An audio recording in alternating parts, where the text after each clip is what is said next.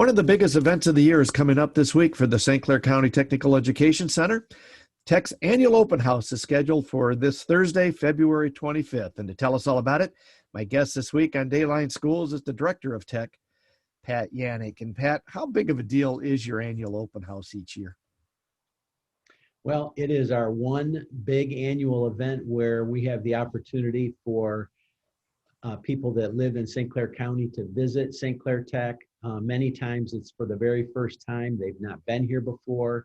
Walk through the program areas, talk to students and teachers, and gather information and see what might be of interest to the sophomores in St. Clair County that have the opportunity to come to St. Clair Tech in their junior and senior year.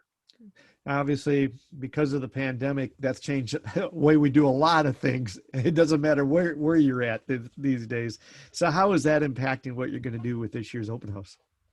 So just like everybody, we're kind of scrambling, trying to figure out how do you do an open house and give people the opportunity to learn about your programs, but at the same time, not do it face-to-face so that we're not concerned about people and COVID in the building. So what we're going to be doing this year is we're going to be conducting a virtual open house where parents and students can sign up ahead of time for up to 3 different programs out of our 13 to choose from, and spend 30 minutes with a program, learn about that program, and move on to the next one. And then a little bit later, I'll explain how they can actually go through every single program if they want to at a later date.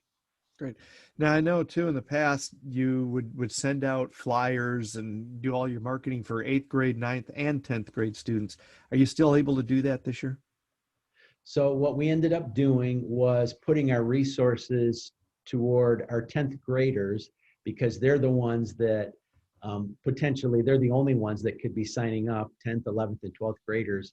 And so what we did was, rather than send out the postcards to everybody in the county, we focused just on families of 10th graders. We sent them all an invitation letter along with a course catalog so that they could spend a little time ahead of time if they wanted to learn about the programs. Great.